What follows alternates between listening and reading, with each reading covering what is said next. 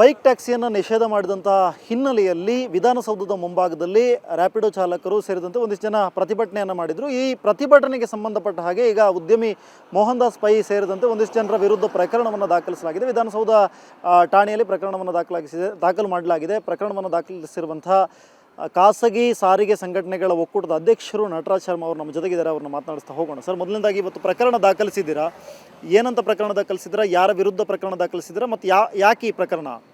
Sir, ಏನು ಕಳೆದ ಏಪ್ರಿಲಲ್ಲಿ ನ್ಯಾಯಾಲಯ ಒಂದು ಆದೇಶವನ್ನು ಕೊಟ್ಟಿತ್ತು. ಬೈಕ್ ಟ್ಯಾಕ್ಸಿ ಸಂಪೂರ್ಣವಾಗಿ ರದ್ದತಿಯನ್ನು ಮಾಡಿತ್ತು ಸೇವೆಯನ್ನು. ಅಗ್ರಿಗೇಟರ್ ಕಂಪನಿಗಳು ಇವತ್ತು ಎಲ್ಲೋ ಒಂದು ರೀತಿಯಲ್ಲಿ ಪರೋಕ್ಷವಾಗಿ ಅದಕ್ಕೆ ಸೇವೆಯನ್ನು ಕೊಡ್ತಾ ಇದ್ದಾರೆ, ಪಾರ್ಸಲ್ ಸೇವೆ ಅನ್ನೋಂಥ ರೀತಿಯಲ್ಲಿ ಕೊಡ್ತಾ ಇದ್ದಾರೆ. ಅದು ಹೊರತುಪಡಿಸಿ ಒಂದು ಇನ್ಸ್ಟಿಗೇಟ್ ಮಾಡ್ತಾ ಇದ್ದಾರೆ ಈ ಬೈಕ್ ಟ್ಯಾಕ್ಸಿ ಕಂಪನಿಗಳವರು. ಅವರ ಲಾಭಕ್ಕೋಸ್ಕರ ಪಾಪ ಅಮಾಯಕ ಚಾಲಕರನ್ನ, ಎಜುಕೇಟೆಡ್ ಚಾಲಕರನ್ನ ಕರ್ಕೊಂಬಂದ್ಬಿಟ್ಟು ಇಲ್ಲಿ ರಸ್ತೆಗಿಳಿಸಿ ಪ್ರೊಟೆಸ್ಟ್ ಮಾಡುವಂಥದ್ದು. ಅವರಿಗೆ ಎಲ್ಲಿ ಪ್ರೊಟೆಸ್ಟ್ ಮಾಡಬೇಕು, ಯಾವ ಜಾಗ ಅನ್ನೋಂಥ ಸೂಕ್ತ ಜಾಗ ಕೂಡ ಅರಿವೇ ಇಲ್ಲದೆ ಅವರು ಪ್ರೊಟೆಸ್ಟ್ನನ್ನು ವಿಧಾನಸೌಧ ಮುಂದೆ ಮಾಡಿದ್ದಾರೆ. ವಿಧಾನಸೌಧ ಮುಂದೆ ಆಗಲಿ, ಹೈಕೋರ್ಟ್ ಮುಂದೆ ಆಗಲಿ, ಯಾವುದೇ ಕಾರಣಕ್ಕೆ ಆಗಲಿ ಪ್ರೊಟೆಸ್ಟ್ ಮಾಡಬಾರ್ದು. ಬೆಂಗಳೂರು ನಗರದ ಯಾವುದೇ ಜಾಗದಲ್ಲಿ ಎಕ್ಸೆಪ್ಟ್ ಫ್ರೀಡಮ್ ಪಾರ್ಕ್ ಬಿಟ್ಟರೆ ಎಲ್ಲೂ ಪ್ರೊಟೆಸ್ಟ್ ಮಾಡಿದ್ರು ಅದು ಕಾನೂನಿನ ಅಡಿಯಲ್ಲಿ ಅಪರಾಧ ಆಗುತ್ತೆ. ಆ ಕಾರಣದಿಂದ ನಾವು ಕಂಪ್ಲೇಂಟ್ ದೂರನ್ನು ಸಲ್ಲಿಸಿದ್ವಿ. ಅದ್ರ ಜೊತೆಯಲ್ಲಿ ಮೋಹನ್ ದಾಸ್ ಪೈ ಅವರು ತಮ್ಮ ಟ್ವಿಟ್ಟರ್ ಖಾತೆಯಲ್ಲಿ ಯಾವಾಗ ಮೊದಲಿಂದನೂ ಅವರೊಂದು ಬೈಕ್ ಟ್ಯಾಕ್ಸಿ ಪರಾನೇ ನಿಂತಿದ್ದಾರೆ. ಕಾರಣ ಅವ್ರದ್ದು ಕೆಲವೊಂದು ಇನ್ವೆಸ್ಟ್ಮೆಂಟ್ಸ್ ಇದೆ ಈ ಬೈಕ್ ಟ್ಯಾಕ್ಸಿ ಕಂಪನಿಗಳು ಮತ್ತು ಅಗ್ರಿಗೇಟರ್ ಕಂಪನಿಗಳಲ್ಲಿ ಅನ್ನೋಂಥ ಒಂದು ಮಾಹಿತಿ ನಮಗೂ ಇದೆ. ಮನಿ ಕಂಟ್ರೋಲ್ ಅನ್ನೋಂಥ ಪೇಪರಲ್ಲಿ ಕೂಡ ನಾವು ನೋಡಿದ್ದೀವಿ ಅವರ ಒಂದು ಹೇಳಿಕೆಗಳನ್ನು. ಸೊ ಎಲ್ಲ ಒಂದು ರೀತಿಯಲ್ಲಿ ಅವ್ರ ಲಾಭಕ್ಕೋಸ್ಕರ ಈ ಅಮಾಯಕರನ್ನ ಕರ್ಕೊಂಬಂದು ರಸ್ತೆಗಳಲ್ಲಿ ಕೂಡಿಸ್ತಾ ಇದ್ದಾರೆ. ಇದು ಇನ್ಸ್ಟಿಗೇಟ್ ಮಾಡೋದಂಗೆ ಆಗುತ್ತೆ. ಅದರಿಂದ ಅವ್ರ ಮೇಲೆ ಕೂಡ ನಾವು ಇವರು ಪ್ರೇರೇಪಣೆ ಕೊಡ್ತಾ ಇರೋ ಕಾರಣದಿಂದ ನಾವು ಅವ್ರನ್ನೂ ಒಂದು ಹೆಸರಿಸಿ ಕೊಟ್ಟಿದ್ದು ದೂರನ್ನು ಸಲ್ಲಿಸಿದ್ದೀವಿ.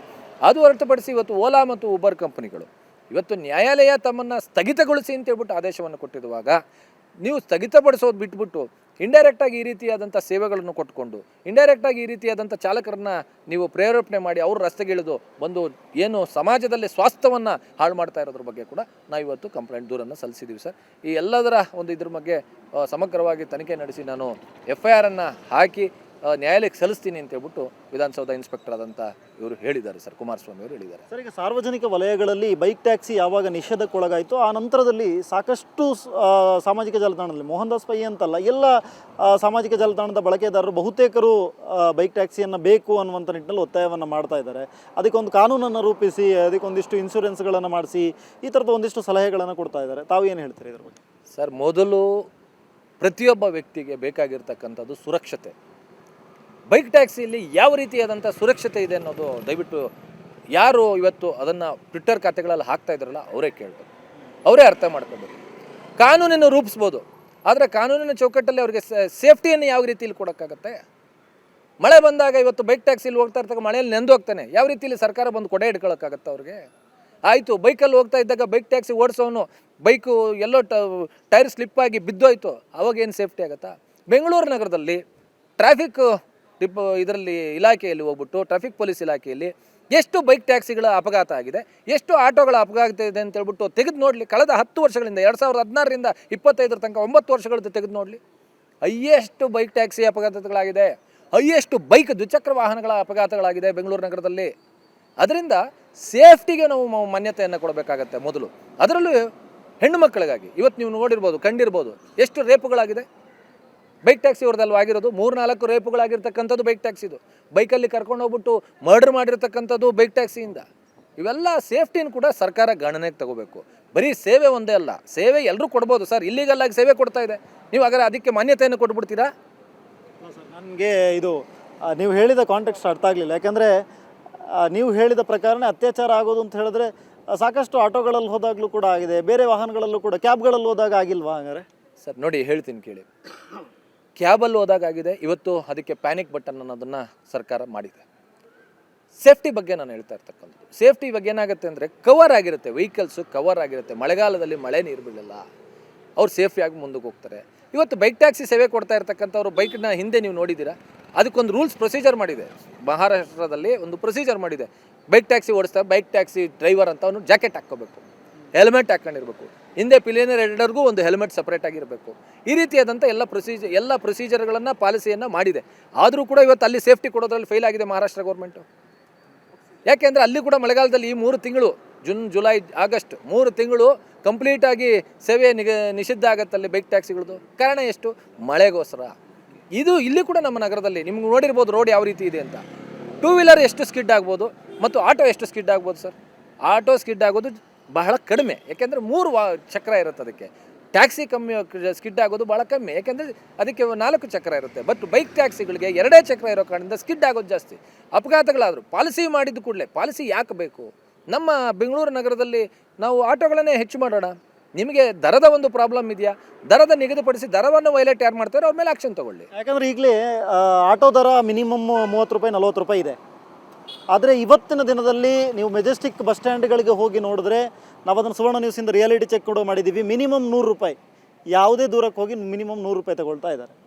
ಸರ್ ಖಂಡಿತ ನಾವು ಇಲ್ಲೀಗಲ್ಲಾಗಿ ಕೆಲಸ ಮಾಡೋರ ಪರ ನಮ್ಮ ಸಂಘಗಳಿಲ್ಲ ಅಥವಾ ಸಂಘಟನೆಗಳಿಲ್ಲ. ಯಾರು ಈ ರೀತಿ ಹೆಚ್ಚು ದರವನ್ನು ಪಡ್ಕೊತಾ ಇದ್ದಾರೆ ಅವ್ರ ಮೇಲೆ ಕಠಿಣವಾದಂಥ ಕ್ರಮವನ್ನು ಸರ್ಕಾರ ತೆಗೆದುಕೊಳ್ಳಿ. ಸಾರಿಗೆ ಇಲಾಖೆ ತೆಗೆದುಕೊಳ್ಳಿ, ಪೊಲೀಸ್ ಇಲಾಖೆ ಇದೆ ತೆಗೆದುಕೊಳ್ಳಿ. ಮತ್ತು ತಾವು ಹೇಳಿದ್ರಿ ಮೆಜೆಸ್ಟಿಕ್ ಅಂತ. ಸರ್ ಮೆಜೆಸ್ಟಿಕ್ಕಲ್ಲಿ ಹೈಯೆಸ್ಟ್ ರೇಟ್ ತೆಗೆದುಕೊಳ್ಳಲಿಕ್ಕೆ ಕಾರಣನೇ ಪೊಲೀಸವರು. ಯಾಕೆ ಅಂದರೆ ಒಂದು ಗಾಡಿ ರೈಲ್ವೆ ಸ್ಟೇಷನಿಂದ ಮೂವ್ ಆಗಬೇಕಾದ್ರೆ ಒಬ್ಬ ಆಟೋ ರಿಕ್ಷಾ ಡ್ರೈವರು 50 ರೂಪಾಯಿ ಒಬ್ಬ ಪೊಲೀಸಿಗೆ ಕೊಡಬೇಕು.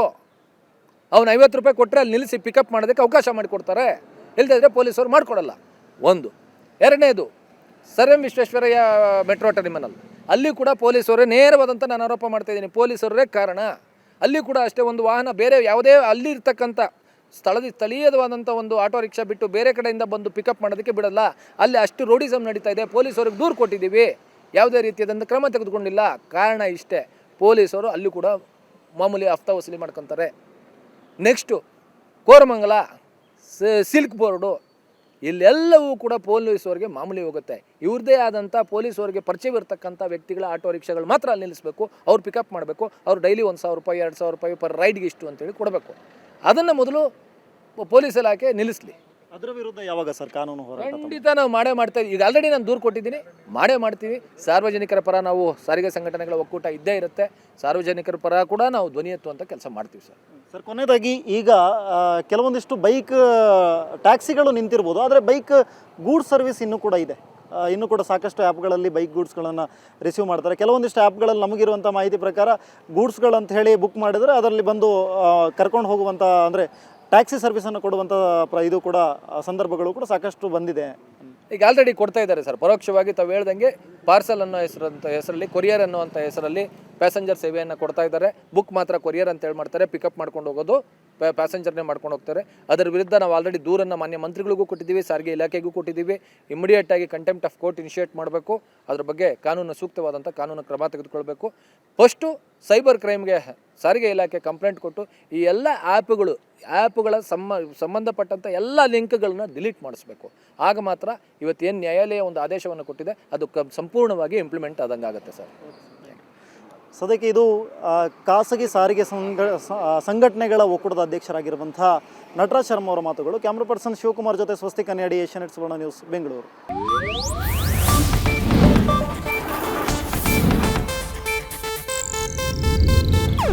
ಇದು ಏಷ್ಯಾನೆಟ್ ನ್ಯೂಸ್ ನೆಟ್ವರ್ಕ್ ಪ್ರಸ್ತುತಿ.